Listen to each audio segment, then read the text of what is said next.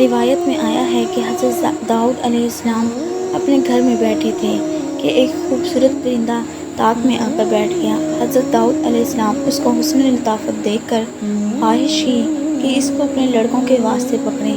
جب حضرت داؤد علیہ السلام اس کو پکڑنے کی کوشش کی تو وہ پرندہ اڑ کر بالا خانے پر جا بیٹھا۔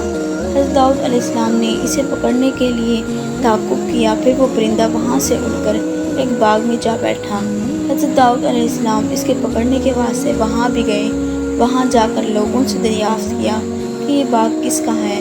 وہاں لوگوں نے بتایا کہ یہ باغ ایک بادشاہ نامی عورت کا ہے۔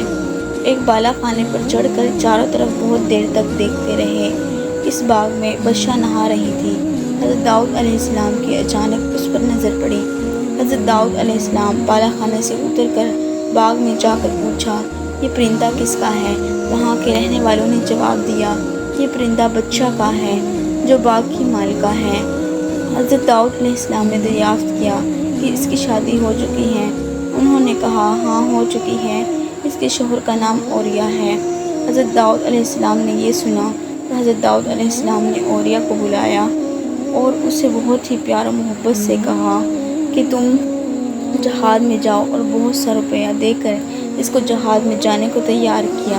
اس کو اچھی طرح سے خوش کر دیا، پھر اس کو جہاد پر روانہ کر دیا جہاں کی جائے دشوار تھی، یعنی جہاں جو جاتا واپس لوٹ کر نہیں آتا۔ بس اوریا نے وہاں جا کر بہت لڑائی کی اور پھر فتح پائی۔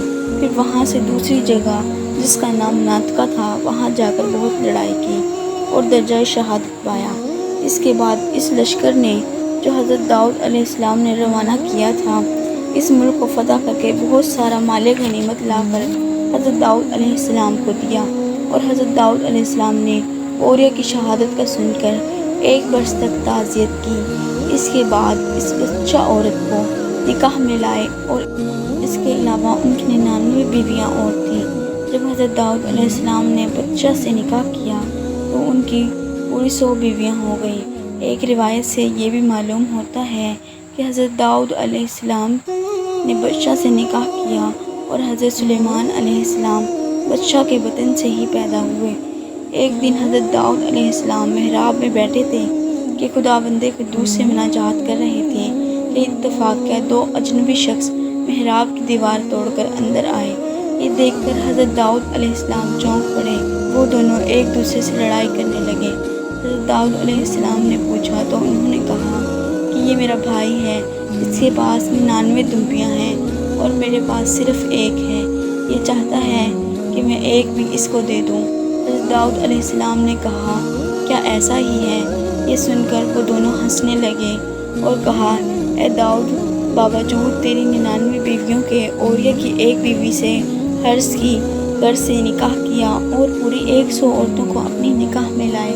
یہ در حقیقت ایک مقدمے کی صورت میں پیش کر کے جو ہم لائے ہیں تمہارے پاس، یعنی دمبی کا معاملہ لے کر تم نے اپنے نفس پر ظلم کیا ہے۔ یہ سن کر حضرت داؤد علیہ السلام رونے لگے اور 40 دن تک مسلسل سجدے میں روتے رہے۔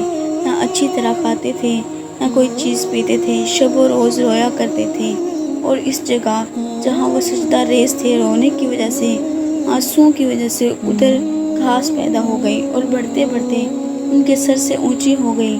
تب باری تعالیٰ سے ندا آئی، اے داؤد، اپنے سر سجدے سے اٹھا، میں نے تیری جملہ تقصیرات کو معاف فرمایا۔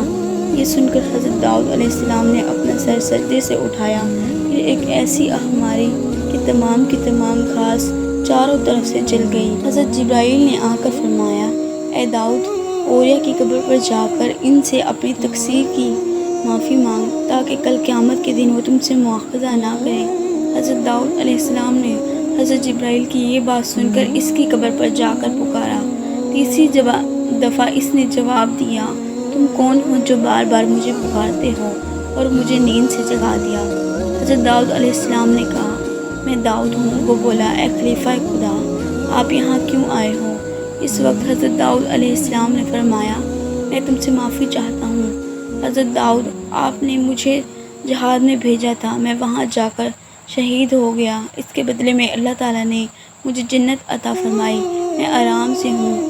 آپ نے جو میرے ساتھ کیا میں نے معاف کیا۔ بس حضرت داؤد علیہ السلام خوش ہو کر اپنے گھر کی راہ لی۔ حضرت جبرائیل علیہ السلام نے ان سے کہا، اے داؤد، تم کو اللہ تعالیٰ نے سلام کہا ہے اور فرمایا ہے پھر تم اوریا کی قبر پر جاؤ اور جہاد فی سبیل اللہ بھیجا تھا، محض اپنی نفس کی خواہشوں کی وجہ سے بھیجا تھا اور تم شہید ہو گئے، اور اس کے بعد میں نے بادشاہ سے نکاح کیا، اس بات کو بتاؤ اور پھر معافی مانگو۔ حضرت داؤد علیہ السلام نے اوریا کی قبر پر جا کر پکارا۔ اس نے جواب دیا، اے حضرت داؤد، پھر کیوں آپ مجھ کو پکارتے ہیں؟ اپنا احوال کہو۔ حضرت داؤد علیہ السلام نے تمام احوال بیان کیا تو اوریا نے کچھ جواب نہ دیا۔ حضرت داؤد علیہ السلام بہت رنجیدہ ہوئے اور رو کر کہا، اے اوریا، مجھے معاف کر دے، میں نے اپنے نفس پر ظلم کیا ہے۔ تب اس نے کہا، اے داؤد، مت رو، اس بارے میں تم کو معاف نہ کروں گا، تم نے جو کیا ہے۔ پھر حضرت داؤد نے رو رو کر معافی مانگی، پھر بھی اس نے معاف نہ کیا۔ تب درگاہ الہی سے ندا آئی، اے داؤد، مت رو، میں نے تجھ کو معاف کیا۔ حضرت داؤد علیہ السلام نے عرض کیا، یا الہی، اوریا مجھ کو معاف نہیں کرتا۔ تب حکم ہوا، اے داؤد، حشر کے دن میں اس کے لیے ایک قصر یاقوت سرخ بناؤں گا اور حوریں بہشت میں رہیں گی، اوریا کو ان پر عاشق کر دوں گا، تب اس کے بدلے میں وہ تم کو معاف کر دے گا۔ بس اس وقت وہ قصر اور حوریں اللہ تعالیٰ نے اوریا کو دکھائی تو وہ انہیں دیکھ کر عاشق ہو گیا اور اس نے حضرت داؤد علیہ السلام کی خطا کو معاف کر دیا۔ حضرت داؤد خوش ہو کر اپنے گھر آ گئے، لیکن حضرت داؤد علیہ السلام اپنی اس غلطی کو یاد کر کر ہمیشہ روتے رہتے تھے۔ پیارے دوستو، اگر آپ کو یہ واقعہ پسند آیا تو چینل کو سبسکرائب لازمی